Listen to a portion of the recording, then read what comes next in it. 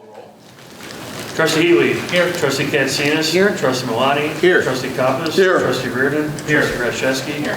Mayor Peacock. Here. Please rise for the Pledge of Allegiance. I pledge allegiance to the flag of the United States of America and to the republic for which it stands, one nation, under God, indivisible, with liberty and justice for all. Accounts payable approval.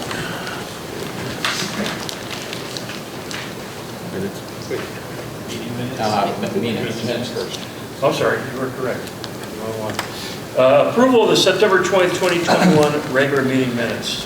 Mr. Chairman, Trustee Katsinas. I move to approve the minutes of the Board of Trustee meeting of September 20th, 2021. Second. Any changes? Call the roll.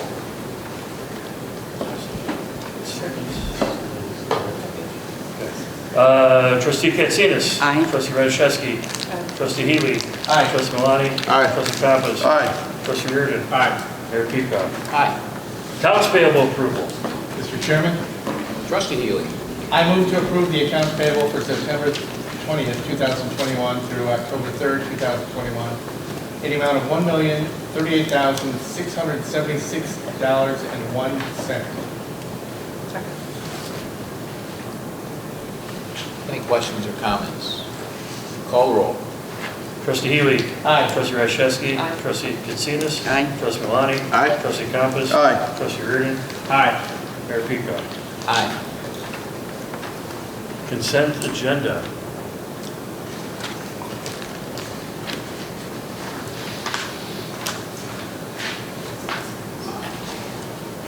Consent agenda. Item A, payroll approval. Item B, disposal of equipment, recommended ordinance. Item C, an ordinance amending Title IX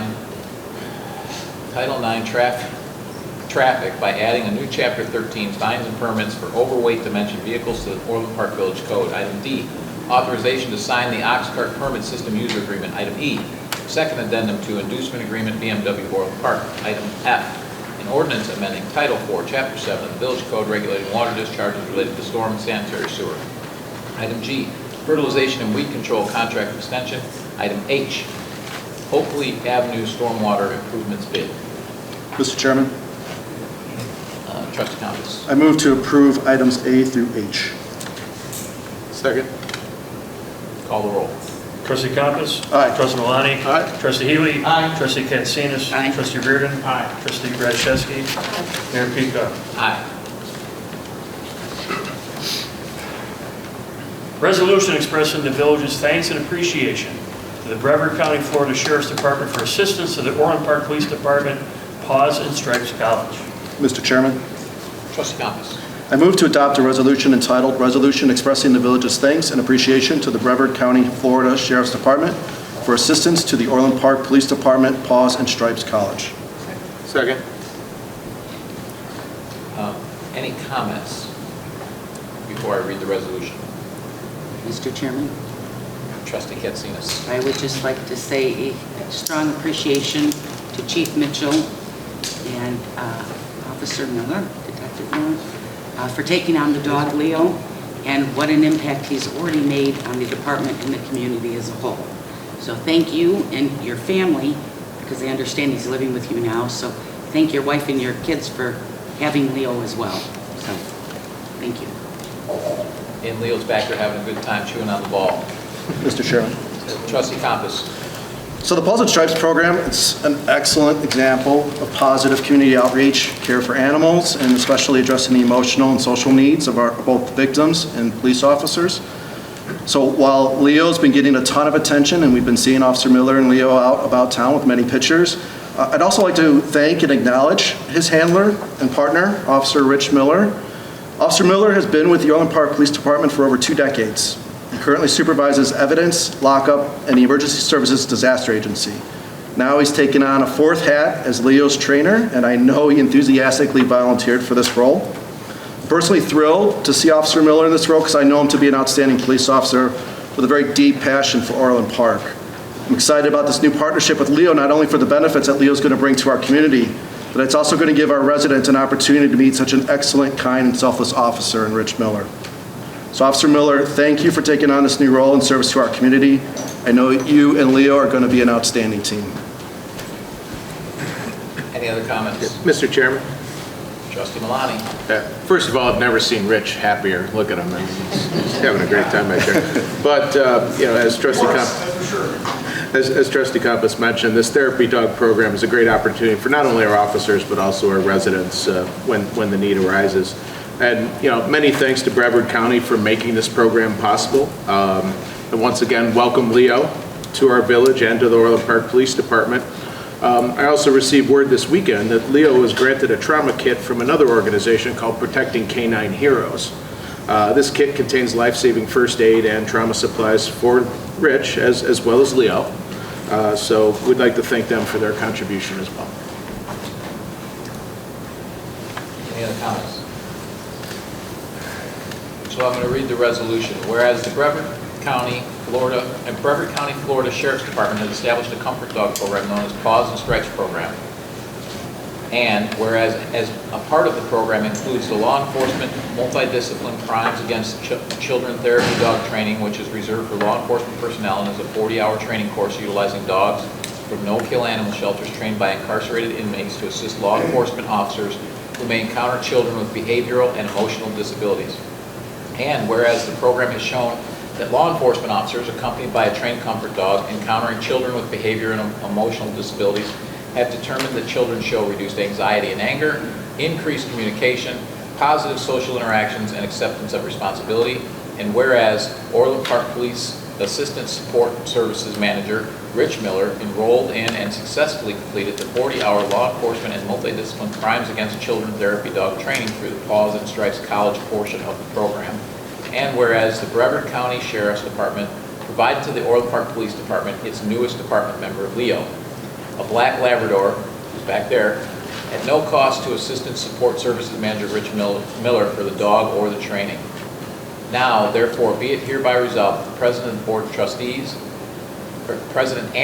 Trustees of the Village of Orland Park, Cook, and Will County, Illinois, express their deep appreciation to the Brevard County Sheriff's Department that the village accepts Leo as its newest police department member, and the village expresses its thank you to the said Sheriff's Department for the training provided to Assistant Support Services Manager Rich Miller. So thank you very much. I appreciate it. And we really could have used him the last few years on the board floor. We'll let you know if we need him in the future. So thank you very much.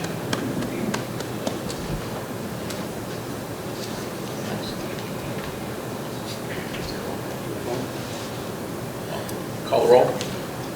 Trustee Compass? Aye. Trustee Rashevsky? Aye. Trustee Healy? Aye. Trustee Katsinas? Aye. Trustee Malani? Aye. Trustee Reardon? Aye. Mayor Pico?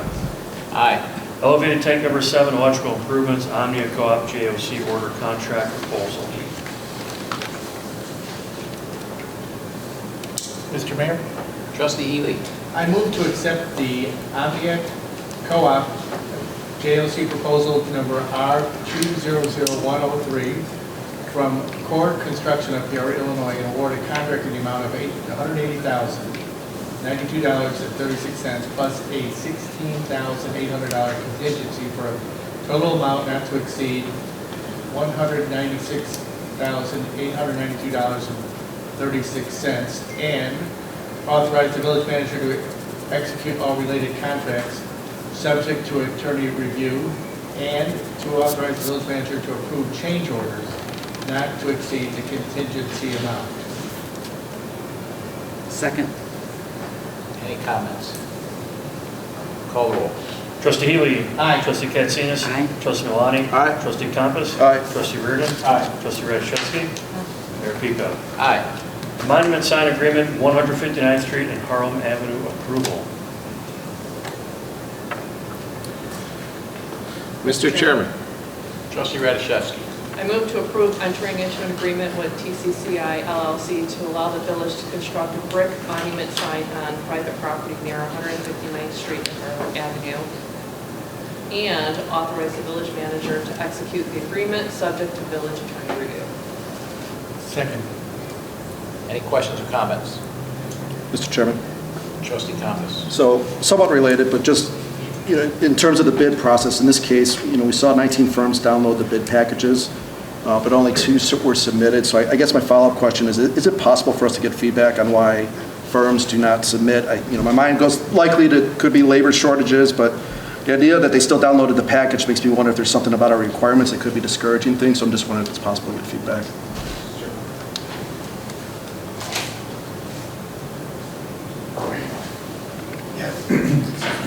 We've seen a lot of the bids recently. Some of the firms don't have the labor. Materials sometimes is a situation that we're seeing right now, but also just amount of work that people have to do with that limited staff. They've turned away some work, and so we only had these 2 vendors actually provide a bid. I think what we've done recently also, we maybe extended the period to look at the bids from a 2-week period to a 3-week period, just to try to encourage more bidders to have a little more time if they need to reach out to subs and so forth to get those bids. So we've been doing that a lot too, to just try to encourage more of them to bid. One other thing about the bids is what we do. We do the online bids. So every department, whoever the principal purchaser is, to encourage them to bid after it goes out through our bidding service. They are, every department is instructed to send out individual invitations. Basically, it gives the instructions for both BidNet and how they can submit, how they can register, and how they can submit. We always want as many bidders as possible, so that's one of the things that we've implemented relatively recently. The downloads of bidders doesn't necessarily always mean that these are folks that are interested in this project. We have a lot of commercial enterprises that subscribe to this service, who then will download it and then sell it. So not all 18 are potential bidders. That's right.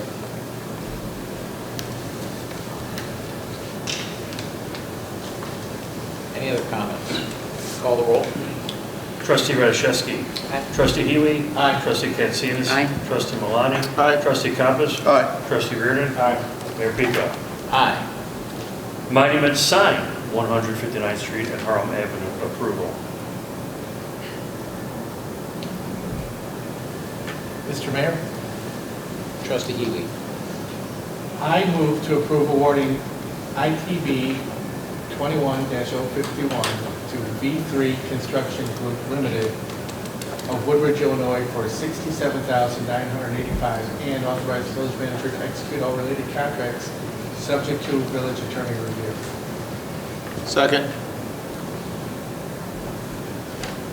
Any questions or comments? Call the roll. Trustee Healy. Aye. Trustee Malani. Aye. Trustee Katsinas. Aye. Trustee Compass. Aye. Trustee Reardon. Aye. Trustee Radiszewski. Aye. Mayor Pico. Aye. Asphalt pavement maintenance 2, bid award. Mr. Chairman, Trustee Katsinas. I move to recommend to the village board to accept the bid from Advantage Paving Solutions, Inc. in amount not to exceed $72,216. Oh, I'm sorry.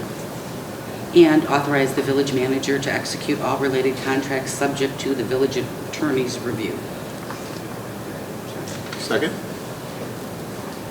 Any questions or comments? Mr. Chairman. Trustee Compass. So just one quick thing I noticed about the contract in here. We had it marked that we're accepting the price under Exhibit A, which was the proposer's bid. But I just want to point out that the proposer's bid said that that fee was not to be construed as a lump sum. So I just want to make sure that we get our, that the contracts are aligned on what the actual total amount is. I understand that we're approving a budget here, but I just want to make sure that the documents are aligned. So, Joel, I believe this is based on unit prices? Yes, it's based on unit prices. So once the contractor goes out, he has a cost per that linear price of work of full depth or partial depth. And we do that in the field with our engineer, with them, and we agree upon the amount that to be expensed based on that linear feet of work. Any other questions? Call the roll. Trustee Katsinas? Aye. Trustee Radiszewski? Aye. Trustee Healy? Aye. Trustee Malani? Aye. Trustee Compass? Aye. Trustee Reardon? Aye. Mayor Peacock? Aye. Metro East Townhomes Development Petition for Special Use Permit for a Plan Development, Site Plan, Landscape Plan, Elevations, Plat of Subdivision. Mr. Mayor, Trustee Healy. regarding case number 2020-0681, also known as Metro East Townhomes, I move to approve a special use permit for a planned development for the Metro East Townhomes in the Village Center District as recommended at the August 17, 2021 Plan Commission meeting and at the September 7, 2021 Committee of the Whole meeting, and as fully referenced in the motion below. Second. Any questions or comments? Mr. Chairman. Trustee Compass. So in reviewing the version 5, version 6 plans, I just want to make sure that we're aware. I had some conversations with the developer and with our director here. So some things that you may have noticed, that the parkway south of the intended Harlow Lane, currently listed as 5 feet. I'd seen a discrepancy where when you add up the distance between the building and the curb, it was 3 feet, and then the movement of the sidewalk only gained you 1.5 feet, but I've since learned that the CAD drawer, the person responsible drew it to the wrong line, so there is 6 inches there, so that should be truly a 5-foot parkway. The parkway that's north of Harlow Lane right now is listed as 6 foot. That's just simply a mistype error. It's been corrected, and that should be 5 feet instead. With regards to the one-way street in front of buildings 6 and 7, now that it's a road, I just want others to know that there's not currently a sidewalk under V6. Ed shared the relevant code with me, and it's under our discretion, but I just wanted everyone to be aware that's another exception that we're granting here. I'd certainly rather have the extra parking that this provides, but understand that it goes somewhat against the spirit of the VCD with regards to pedestrians and bicyclists. I do appreciate the efforts made to increase guest parking to 19 spaces. It's much improved. However, I remain concerned about the overall density in this space, with the only 2 exits being on 143rd. It's clear that there are some concerns around this already, given that one of the exits is restricted to only the westbound lanes of 143rd. Our code estimates that residents alone account for a likely 95 vehicles in this area, and that's not a whole lot of road available for rush hour. So I sincerely hope that I'm wrong, but it feels like it could potentially be a future traffic headache. But that said, and to be clear, this is not the fault of the developer nor the staff. It lies at the feet of the prior board that created the VCD. I believe that the boundaries and the goals of the VCD is worthy of future conversations by this board. During the past meeting, I heard references to a more urban vision where cars are no longer needed. Mayor Peacock mentioned in the committee of the whole that, as well. It's a romantic vision, to be certain, but I have questions on the assumptions it may have been built upon. Those assumptions contributed to the situation in the triangle. So while this is our code now, I'd like to make a suggestion to the board that we examine, discuss, and re-verify those assumptions at a later date to determine if this code still makes the best sense for the village. But I see no reason to otherwise object to this proposal. We're reviewing our comprehensive plan as part of the strategic plan, so that'll be included as part of that. Any other comments? I will also entertain a motion to amend the motion to add the remaining portions of it, and I move to approve the preliminary landscape plan, titled Preliminary Landscape Plan, prepared by Gary R. Weber Associates, dated September 25th, 2020, and last revised August 10th, 2021, subject to the following conditions. Which I guess I have to read those too. All right. Submit a final landscape plan meeting all village codes and all required supporting documentation addressing all outstanding landscape items in conjunction with the final engineering submittal. Meet all tree mitigation and tree preservation requirements per section 6305F of the Land Development Code. Remove low-quality tree species such as buckthorn and mulberry in far northwest corner of the plan and provide natural landscaping. Provide pedestrian scaled lamp posts to provide adequate lighting along the promenade and eastern landscape walkway. Provide a cash in lieu of land donation and park cash is finalized at the time of development agreement. And I move to approve the elevations titled 5-unit building mixed preliminary character elevations prepared by BSB Design dated August 27, 2021, and 6-unit building mixed preliminary character elevations prepared by BSB Design dated August 27, 2021, exterior material exhibit collections 1 through 4 subject to the following conditions. Meet all building code requirements and final engineering requirements, coordinate the proposed elevations from the blue building footprints on the site plan, provide alternate building and elevations to ensure that windows are not aligned from each other, and to provide visual interest at the end of the blocks. And I move to approve the plat of subdivision titled Preliminary Plat Subdivision of Metro East prepared by Semcon Ltd. dated September 17, 2020, and last revised August 27, 2021, subject to the following conditions. Submit a record plat of subdivision to the Village of Approval, execution, and recording. Add a cross-access easement between the subject property and 9260 West 143rd. Make Northwest Road that is currently restricted to emergency vehicles only an accessible road, leaving it to staff and to either one-way or two-way to allow for traffic flow, particularly waste vehicles, snow vehicles, and emergency vehicles. So moved. Second? Call the roll on the amendment.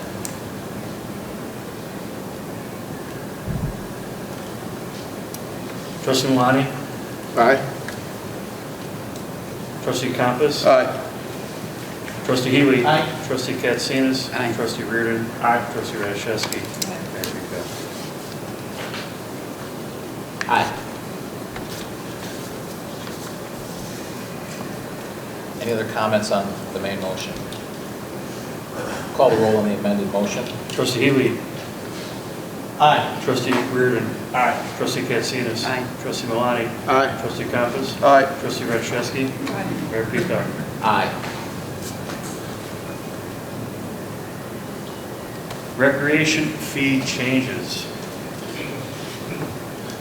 Mr. Chairman, Trustee Malani. move to approve increasing drop-in open gym and soccer fees for residents, non-resident youth, 8th grade and under, and non-resident high school and older, and to increase gym and soccer field rentals for all rental categories and all recreation and parks facilities effective November 1st, 2021, and to adopt a new fee structure for the Civic Center which introduces a nonprofit fee, a fee for Orland Park businesses, and adds a fee distinction between rentals which are resident and non-resident and Orland Park and non-Orland Park businesses effective November 1st, 2021.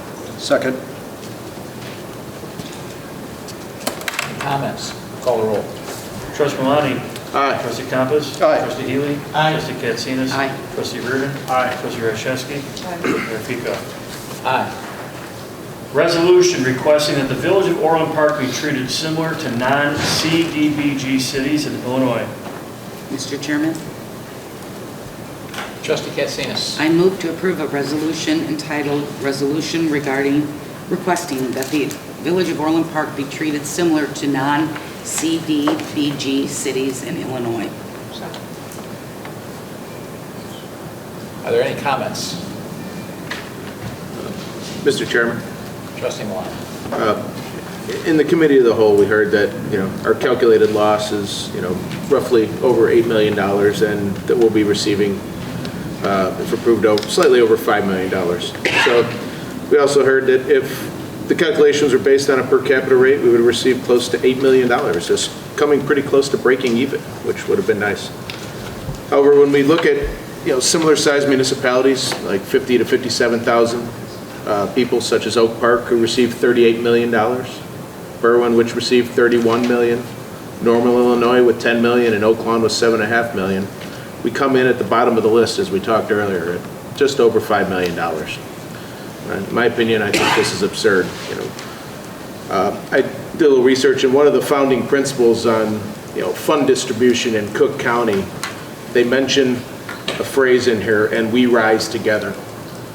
I'm uncertain how this imbalance of funds drives rising together.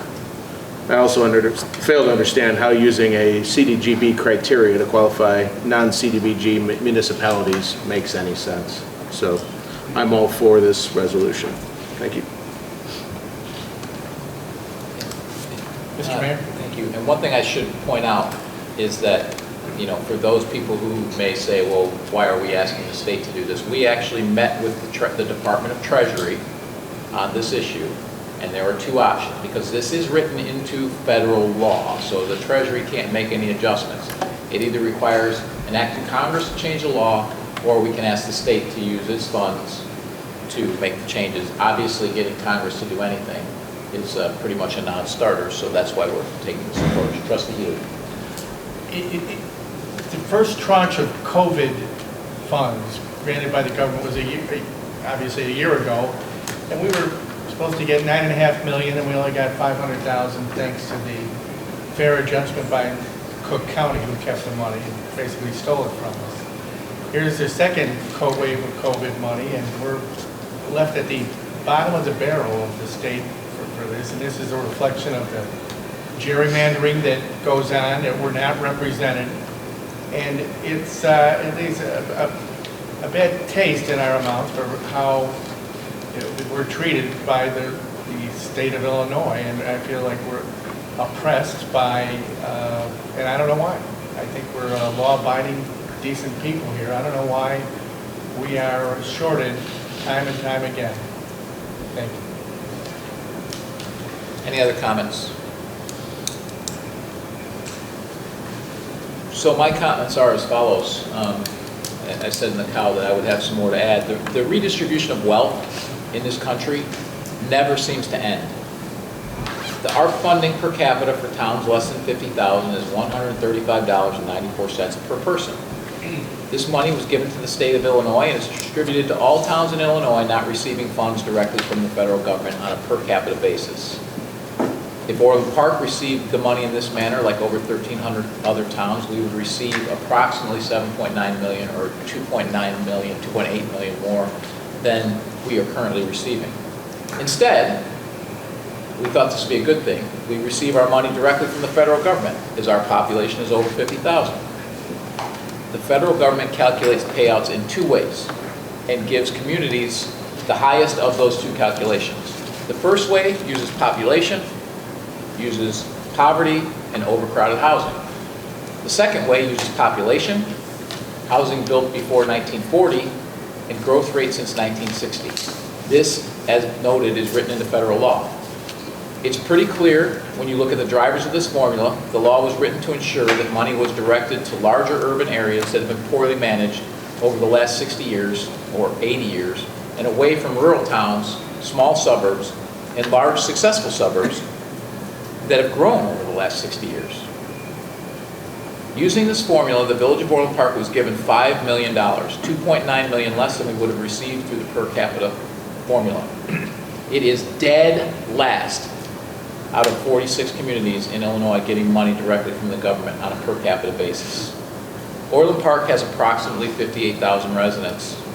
To put this in perspective, Oak Park with 52,000 residents and a higher median household income, so they have a higher wealth per capita, received $39 million. Evanston, the home of the very affluent Northwestern, received over $43 million.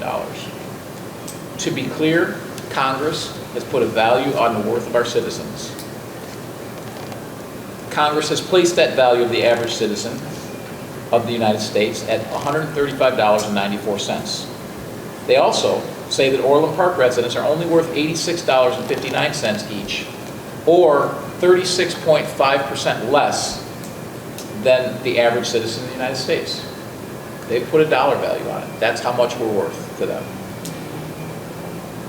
Both Congressman Newman and Congressman Rush, who are our representatives, made sure that Chicago received over $1 billion by voting for this horrible bill. They think the residents of Chicago are worth over 8 times, they're 8 times more valuable than Orland Park residents, more than 6 times more valuable than Tinley Park residents, and 5 times more valuable than Oak Lawn and other South suburban residents. This is yet another slap in the face to the South and Southwest suburbs, this time by the federal government and our congressional representatives. Orland Park is well run, so we'll survive.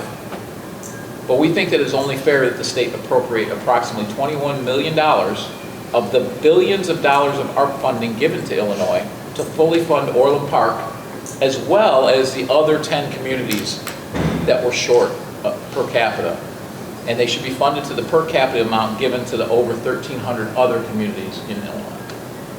Thank you. Call the roll.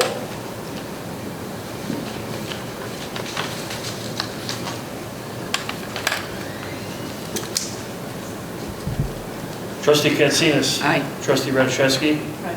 Trustee Healy. Aye. Trustee Malani. Aye. Trustee Compass. Aye. Trustee Reardon. Aye. Mayor Peacock. Aye. Are there any visitors?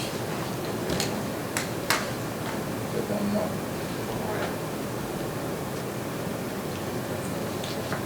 Oh, sorry. Approve the Village of Orland Park, Illinois interim report for the state and local fiscal recovery funds, part of the American Rescue Plan Act. Mr. Chairman, Trustee Compass. I move to approve the Village of Orland Park, Illinois interim report for the state and local fiscal recovery funds, part of the American Rescue Plan Act. Second.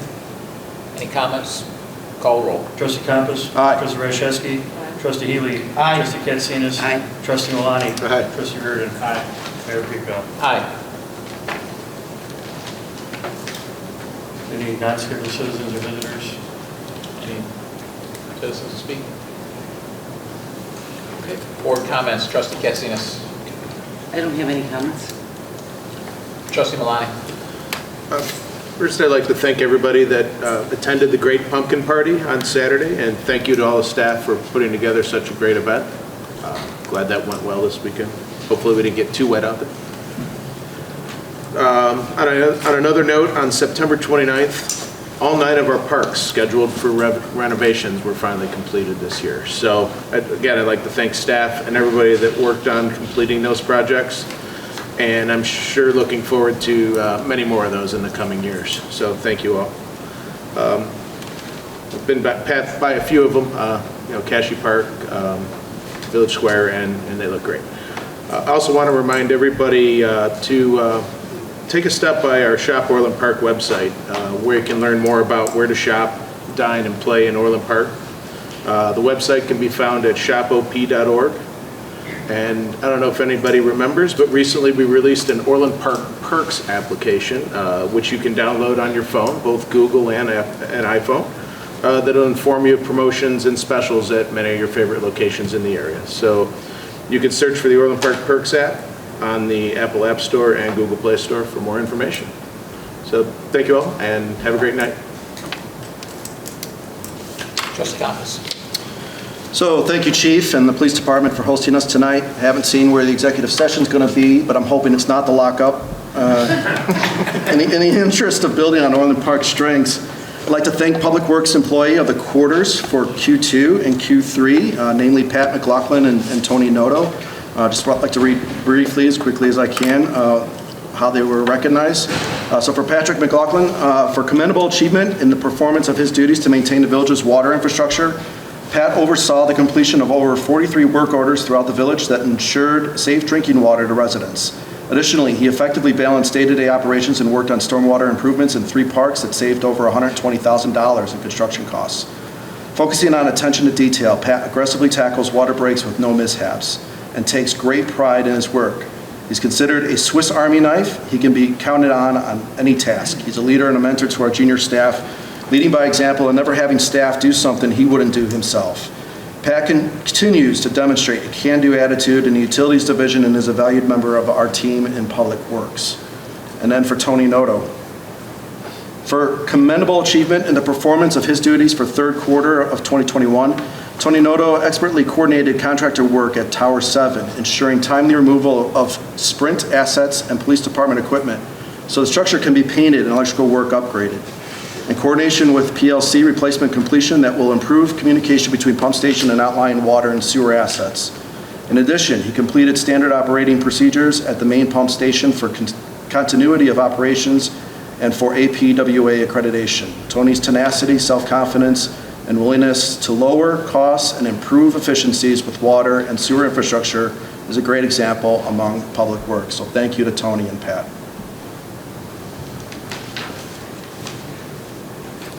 Trustee Radiszewski. No comment. Trustee Reardon.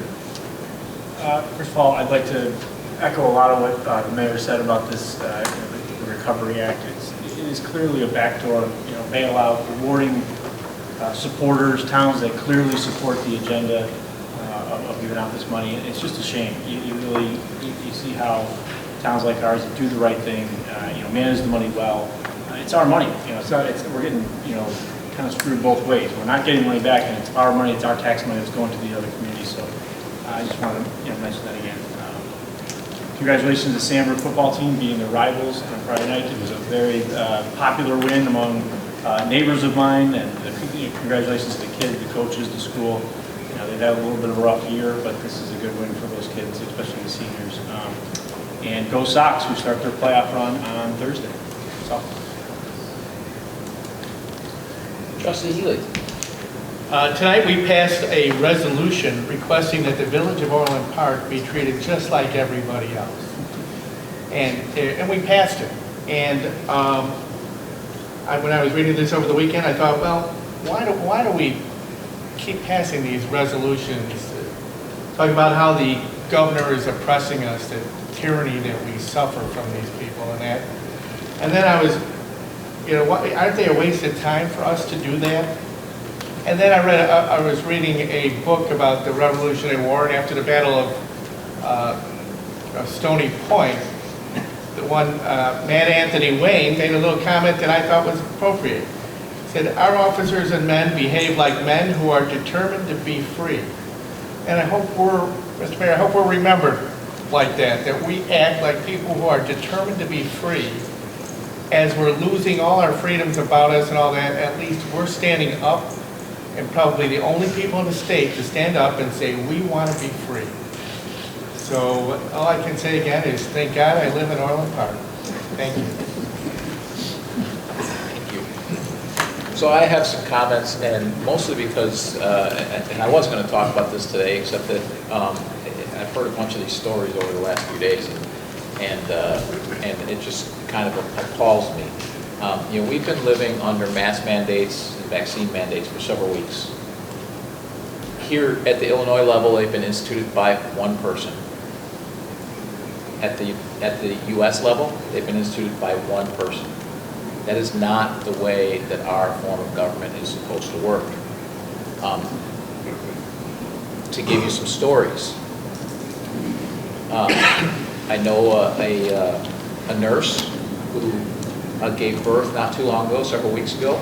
Before giving birth, was diagnosed with COVID, actually was cleared from that just prior to giving birth. Is going to be, now so she has COVID, she has immunity from COVID, but she's going to be required to take a vaccine while breastfeeding, which has never been tested or studied by the vaccine companies, in order to go back to work or she loses her job.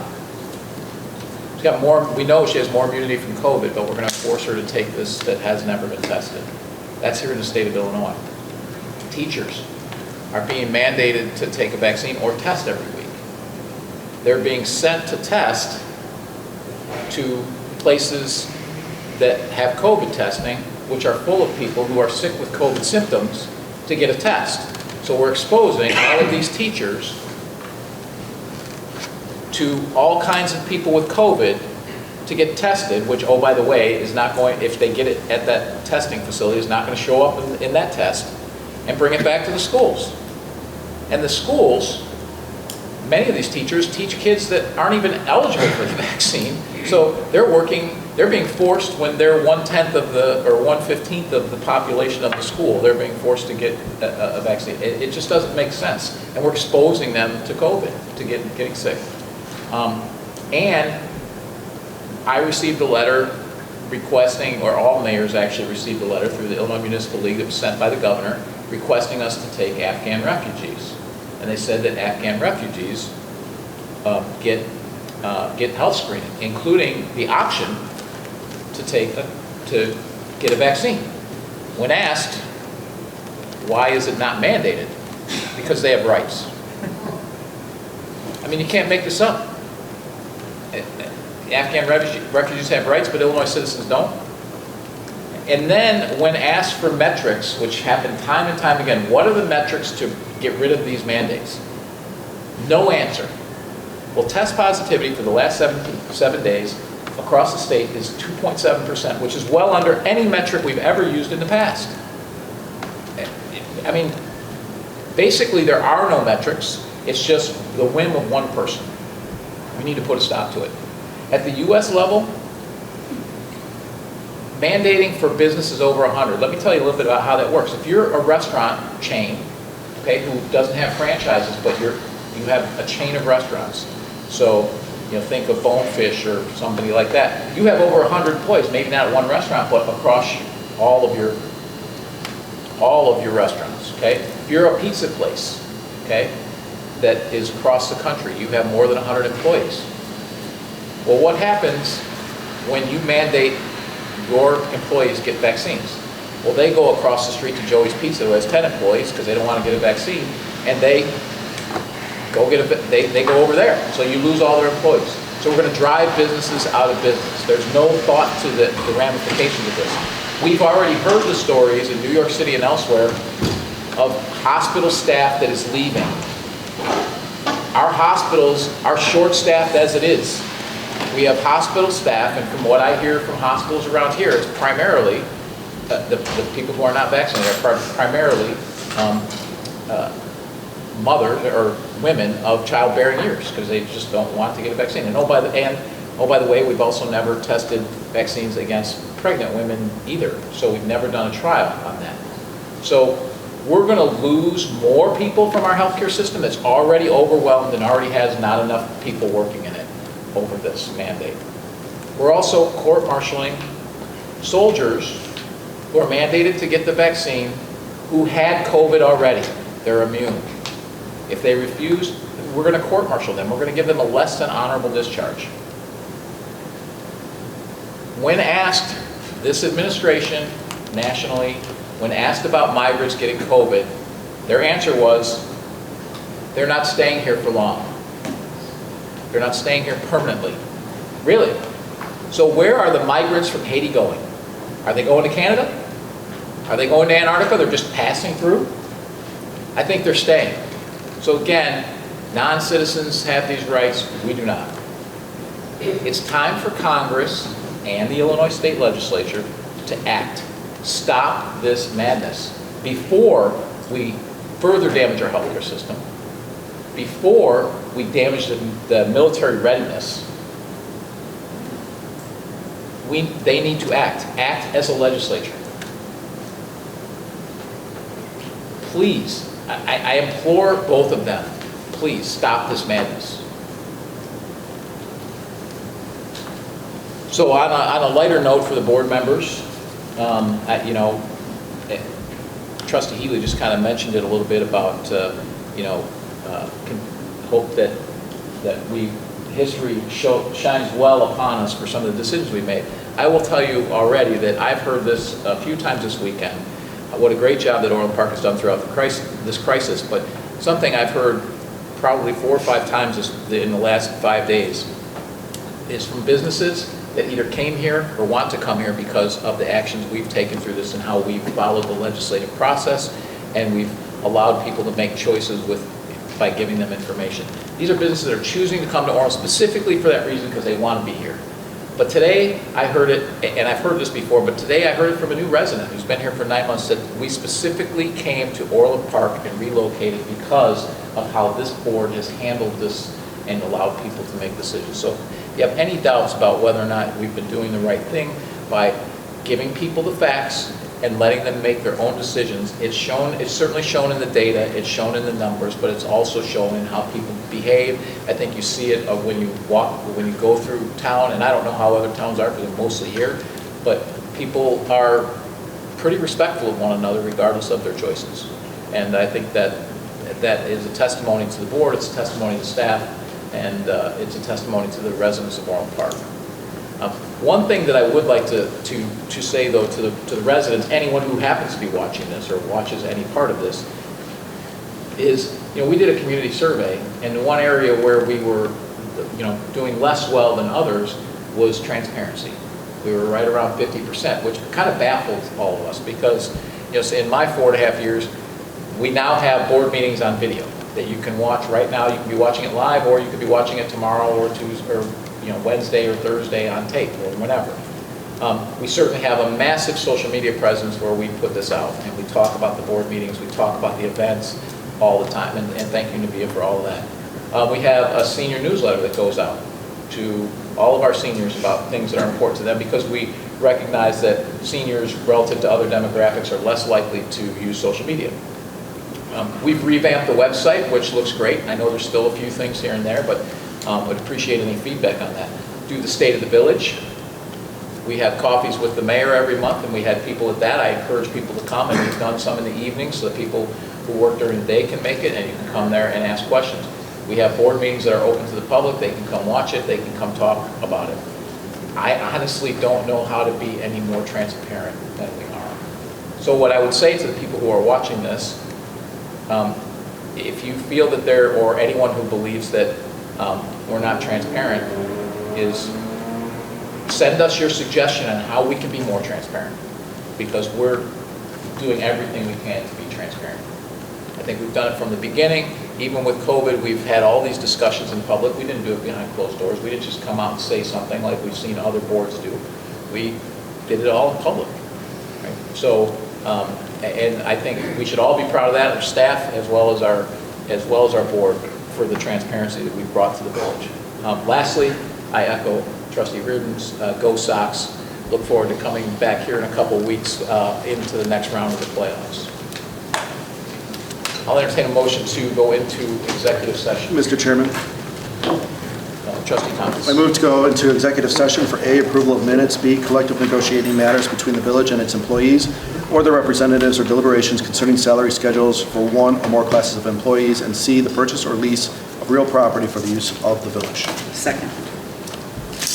Call the roll. Trustee Compass? Aye. Trustee Katsinas? Aye. Trustee Healy? Trustee Malani? Aye. Trustee Reardon? Aye. Trustee Rashewski? Mayor Peacock? Aye.